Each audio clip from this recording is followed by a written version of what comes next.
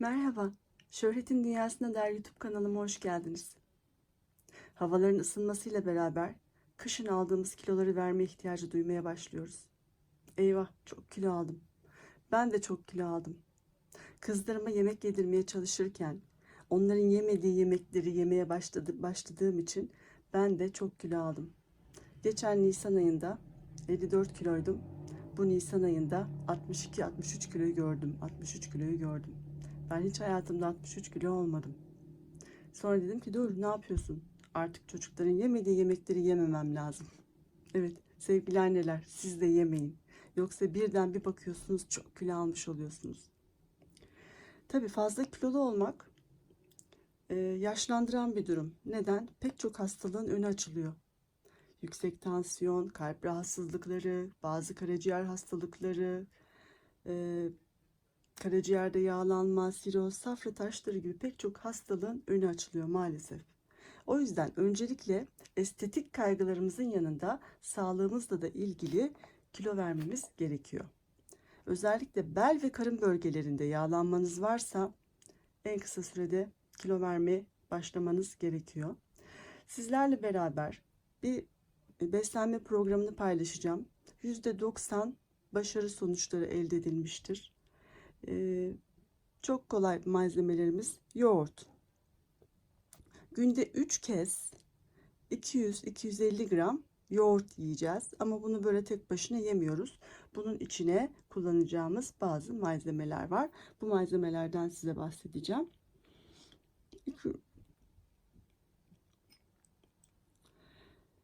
21 tane hurma.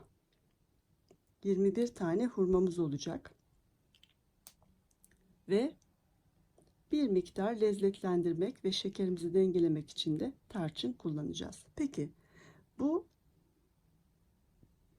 gıdayı nasıl hazırlayacağız?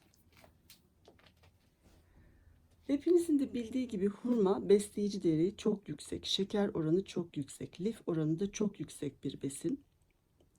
Öncelikle bunları sevgili arkadaşlar çekirdeklerini çıkaracağız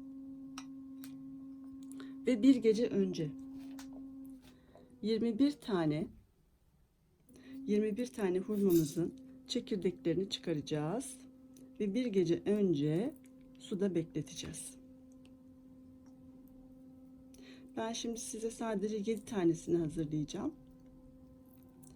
Daha önce ıslattığım hurmalarım var. Onları kullanacağız. 2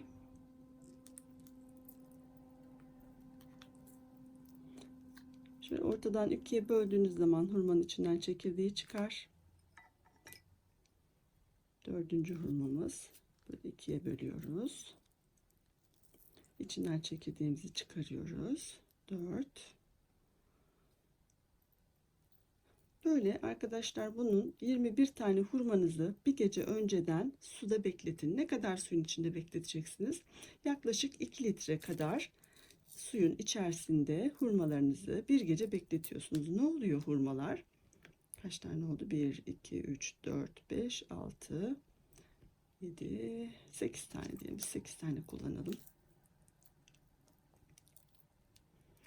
Bir gece önce bunlar suda şişiyorlar. Lif oranları da, yani lif oranı çok yüksek olduğu için şişecek. Bir gece boyunca sabaha kadar şekerini suya bırakacak. Dolayısıyla şekeri de azalmış olacak. 8 tane hurmamızı suya koyuyoruz arkadaşlar. Çok lifli bir besin olduğu için bağırsaklarımızı da çalıştıracak. Yoğurtta biliyorsunuz D vitamini, kalsiyum oranı çok yüksek, hayvansal protein çok yüksek. Bu da sizin protein ihtiyacınızı karşılayacak yoğurt. Bir gece önce bekletilmiş olan ve suya şekerini bırakmış olan hurmalarımızı arkadaşlar yoğurdumuzun üstüne koyacağız.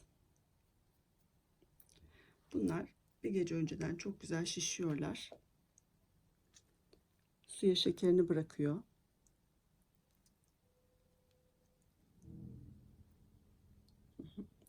Bunları yoğurdumuzun üzerine isterseniz böyle ikiye bölerek de koyabilirsiniz. Günde 3 kase yoğurt arkadaşlar. 3 kase yoğurt.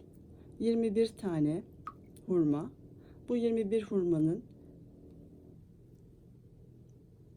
ya da 24 hurmanın 7 ya da 8 tanesini bir öğünde tüketiyoruz. Çok lezzetli, ben hurmayı bayılıyorum. Yoğurdu zaten çok seviyorum. Tabi bu arada yoğurdunuz organik, yani daha doğrusu evde yaptığınız, mayaladığınız yoğurt olması gerekiyor. Katkı maddesi olmaması gerekiyor. Manda sütü olabilir, keçi sütü olabilir. Sütlerden yapabilirsiniz. İnek sütünden yoğurdunuzu yapabilirsiniz. Ama inek sütünde laktoz oranı fazla olduğu için laktoz intoleransı olabilir. O yüzden keçi yoğurdu deneyebilirsiniz. Şimdi bunu arkadaşlar böyle koyuyoruz. Üzerine de çok fazla değil, bir çay kaşığı tarçın koyuyoruz. Bunu sevgili arkadaşlarım, her sabah,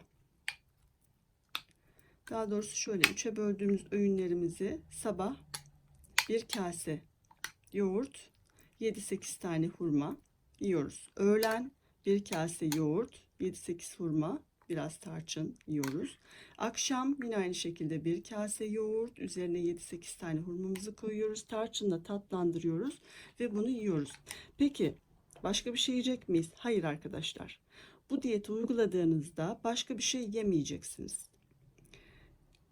Ama günde 2 ila 3 litre su tüketmeniz gerekiyor. Ilık ya da sıcak su tüketeceksiniz. Bağırsaklarınız çalışsın, bağırsaklarınız hareketlensin, metabolizmanız hızlansın. Sıvı ihtiyacınızı karşılayın.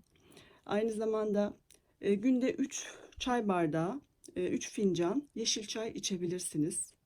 Onun dışında başka bir şey yemiyoruz arkadaşlar. Bir hafta boyunca sabah, öğlen, akşam bu size vermiş olduğum menüyü uygulayacaksınız. 2 ila 3 litre su içeceksiniz. Ilık veya sıcak su tüketeceksiniz. 3 fincana kadar yeşil çay tüketebilirsiniz sevgili arkadaşlar. Bu diyeti bir haftadan fazla yapmıyoruz. Eğer tekrar yapmak isterseniz bir ay, 3 hafta ya da bir ay ara vereceksiniz. Sonra tekrar aynı diyeti uygulayabilirsiniz. Dediğimiz gibi yoğurt, kalsiyum değeri çok yüksek, hayvansal proteini çok yüksek, D vitamini olan bir besin kaynağı. Hurma, mineral oranı çok yüksek, besleyici oranı çok yüksek, lif oranı çok yüksek. Tarçın da dediğimiz gibi şekerinizi dengeliyor. Aynı zamanda bir lezzet veriyor yediğiniz yiyeceklere. Bunları bu şekilde tüketeceksiniz. Bir tane gündüz programı vardı. Böyle çok ünlü bir beslenme profesörü çıkacak diye reklamlar veriliyordu. İşte az sonra kilo vermenin en hızlı yöntemi, kilo vermenin en önemli püf noktasını açıklayacağız diyerek programın sonuna kadar böyle jenerik geçti. En sonunda hoca çıktı televizyona ve dedi ki, arkadaşlar dedi, kilo vermenin püf noktasını açıklıyorum. Hazır olun. Kilo vermenin püf noktası arkadaşlar, az yiyeceksiniz. Yediğinizden fazla hareket edeceksiniz deyip programı bitirmişlerdi. Evet arkadaşlar, harcayacağımız enerjiden daha fazla tüketmiyoruz. Eğer fazla yiyorsak gündüz hareketlerimizi, enerji ihtiyaçlarımızı gidermemiz lazım. Hareket etmemiz gerekiyor. Kilo vermek estetik açısından önemli ama hepsinden önemlisi sağlık açısından çok önemli. Biraz önce de söylediğimiz gibi bir sürü hastalıklara davetiye çıkarıyor. Bu beslenme ve zayıflama programları ile ilgili daha bir iki videomuz daha olacak arkadaşlar. Bir konuda açıklık getirme ihtiyacı duydum. Diyet yaparken, zayıflama programlarını uygularken mutlaka arkadaşlar bir hekim kontrolünde ve bir diyetisyen kontrolünde yapmanızı tavsiye ediyoruz. Bizim size burada sunmuş olduğumuz zayıflama diyetleri tavsiye niteliğindedir. Herkesin uygulama şekli farklıdır, tepki vermesi farklıdır, kilo verme hızı farklıdır. Bazıları 5 kilo verir, bazıları 2 kilo verir.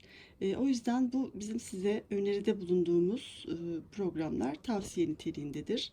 Kesinlikle ve kesinlikle diyet yaparken sağlığınızı kaybetmeyin. Diyet yaparken kendinizi çok fazla zorlamayın. Çok hızlı kilo vereceğim diye sağlığınızdan olmayın arkadaşlar. Videomuzu beğendiyseniz beğen tuşuna, abone olmadıysanız abone olmayı unutmayın. Diğer videolarımı da seyretmeyi unutmayın. Sevgiyle kalın, hoşça kalın.